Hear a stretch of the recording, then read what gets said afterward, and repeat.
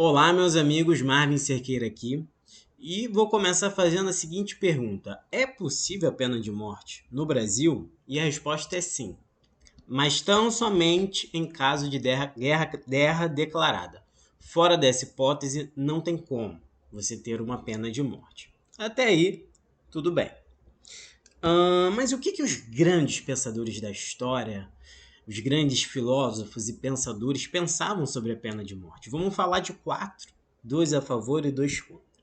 Vamos começar pelos que eram a favor, começando por Platão. Platão acreditava que se o indivíduo mata, é um estado natural que matem ele também, certo? Ou então, se um indivíduo é irrecuperável, também é natural que o matem. Por exemplo, muitos argumentam que um pedófilo é irrecuperável, certo? Então, para que eu vou deixar ele vivo? Segundo grande pensador que era a favor era Rousseau. Ele dizia que um homem nasce bom, então tem suas virtudes, a empatia, a compaixão, porém, o homem, em algum momento, ele usando a racionalidade dele, ele se separa da natureza. A racionalidade dele faz ele se separar da natureza.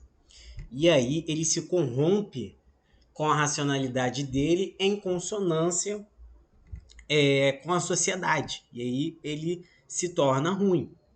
E aí, no caso ele rompa com o contrato social, né? É, ele nada mais, nada menos merece a pena de morte, certo? Eu vou diminuir minha tela aqui e vou abrir a aba aqui, né? Na aba jurídica. A aba na aba jurídica. Isso aqui está na aba jurídica.com. Aqui.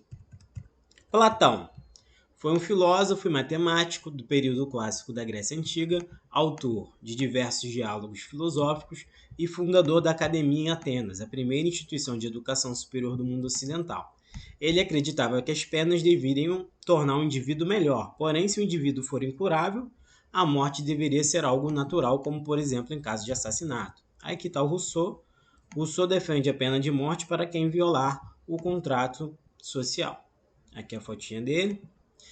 Agora os que eram contra. Beccaria.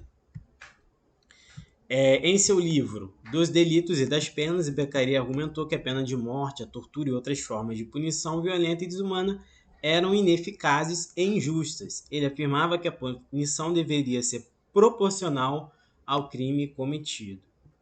E por último, aqui um grande pensador, né, mais contemporâneo atual, né, ele que escreveu Vigiar e Punir, Foucault.